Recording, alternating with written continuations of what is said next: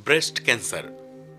साधारण शब्दों में बात करें तो ब्रेस्ट कैंसर यानी स्तन कैंसर कैंसर का ही एक प्रकार है जो किसी महिला के स्तन में पनपता है।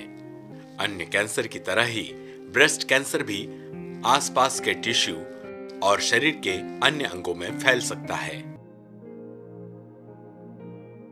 मैं कांता देवी बापना बोल रही हूँ। जो मेरे पति ने अभी बात बताई वो सब सही बात है।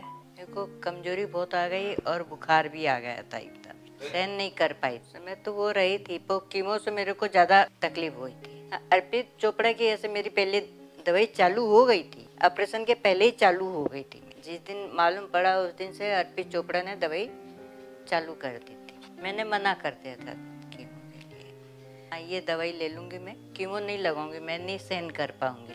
और रेडिएशन थेरेपी भी बोला, मैंने सब कुछ नाप दे के भी आ गया, पैसे भी जमा कर दिए, नहीं गई।